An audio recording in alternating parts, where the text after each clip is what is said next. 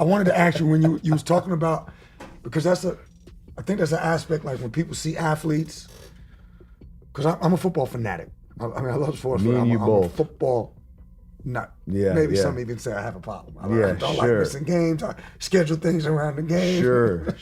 So- It's a good pastime. It's healthy though. It could be positive. Right, Until right. you're betting 20 grand on the Jets. Well, I do a lot of man. football gambling too. Yeah, me too. So, Yeah, maybe we can talk off camera about that too. I love it.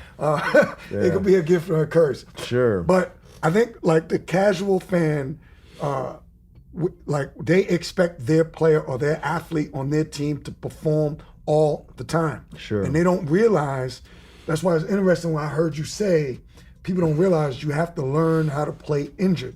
And in football, after the first game or once you start practicing, everybody's injured at some point in the season. You talk about the NFL, even college football, NFL. Yes, you are playing hurt. Right. You're playing hurt. Like if you're significantly injured, you can't play. Right. But you're playing hurt. They're playing with tendonitis, which is one of the most painful, non-structural damaging injuries. But it's painful. It's your tendons are like they're worn down. They're hurt. It messes up your explosion. I played with tendonitis. Those guys are playing with tendonitis. Right. Those guys are playing with sprains here and there, swollen ankles. You got to learn how to play that way. Learn how to play that way. And you said it made you depressed. Oh man, yeah. Because if I can't go full go, or if I'm actually injured and out, then my identity was tied to it. Right. It's like same thing. You got cats from L.A. I'm a rolling '60s Crip.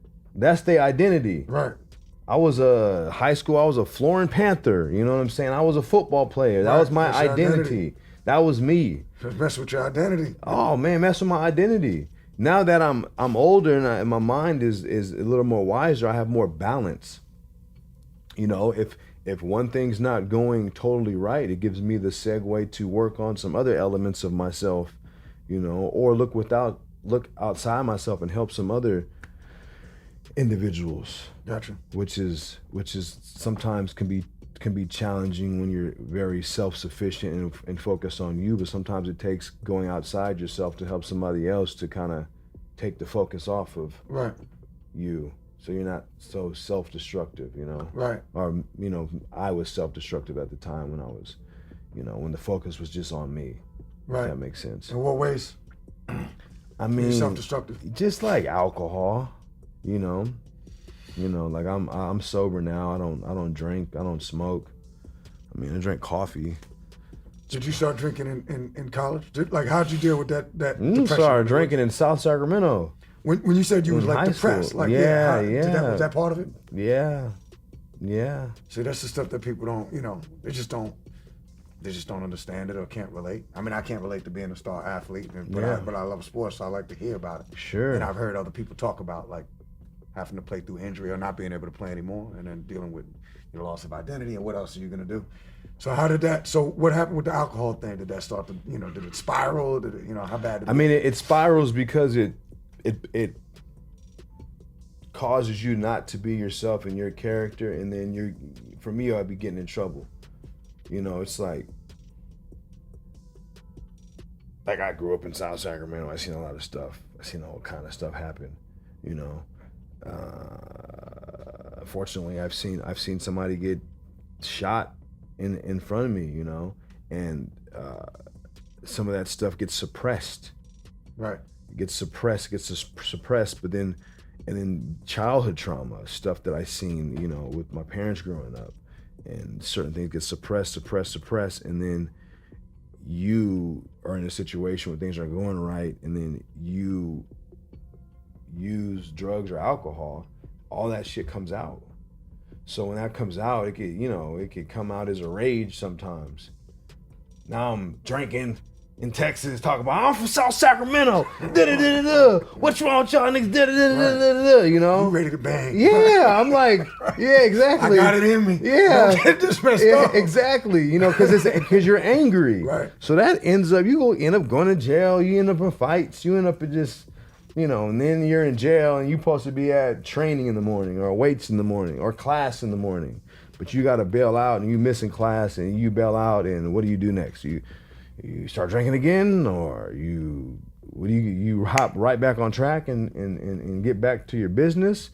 I mean, if you're smart, you do, but sometimes you don't. Yeah, it's not always that easy. I mean, I've been there before too. Yeah. You know, my dream. So those patterns, you know, I dealt with those patterns for quite a bit, man. And, you know, them self-destructive patterns I dealt with, and it's good to not have to deal with them, because you're able to help more people, and you're able to help yourself, and you're able to like stop blocking your blessings. And, you know, the patterns of my life is interesting, because every time something great was going to happen, I would have this, it seemed like a test, but it was just like a self-destructive behavior, you know. And then as I'm destructing, I would see all those blessings like they were going to come, and they would just fall down. Wow. Like even when I got caught with weed, man. I got caught with weed in high school. It was the first time our team went to the playoffs. And I led them to the playoffs. Me and my teammates led them to the playoffs. First time in school history, we were in the playoffs. Wow.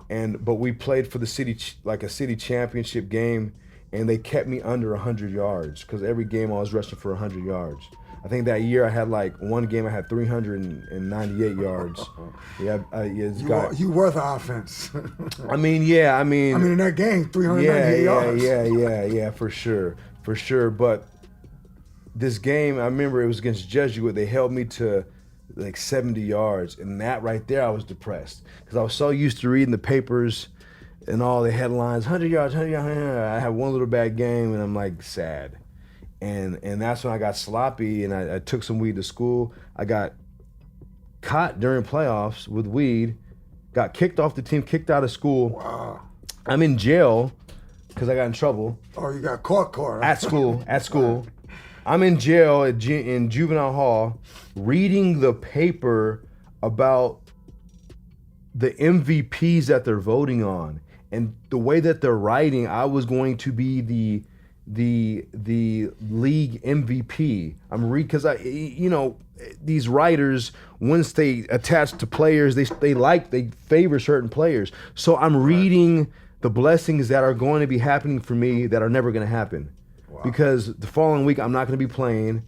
They're reading about, I lost to Jesuit, but they're still hyping me up like they held him, but this guy's the dark horse, and you can just see the writing that they were going to I was going to get all that national recognitions from, California State high school player, all that type of shit. You can see it in the papers. Right. But I never even got to experience that because I got in trouble there. So a lot of times in my life, there's been some things that would happen, and people can relate to this. If, you feel like you're going through some type of struggles, believe me, there's something big and good about to happen to you. If you feel like you're getting bound by something, it's just, I think it's the universal law of how it works in our experience here. We get hit with trials before great things are going to happen. So that happens to me a lot, and I'm learning the patterns now. So that's why now I just stay sober, so I can just deal with whatever's coming in a sober mind and not fuck up the blessings, But yeah, it's crazy. Okay, so that was in high school. Okay, yeah, you backed up and took us back to high school. Yeah, I'm sorry. Right. No, I love jumping it. Around here. Yeah, but was there like a? So what was like one of the things that happened to you through some of the decisions you made, through whatever it was, drinking or fighting through? Yeah. Being at a down point in your life, how did you learn how to deal with that? Was it like one event, or was it a compilation of events? Compilation and getting sick of losing stuff. You got sick of losing. Losing, yeah, because from physical losing to your morals to finances to relationships. Just every time you lose something, have to start over, and it's like telling myself, imagine where you could be if you're not losing all this every time you decide to step out,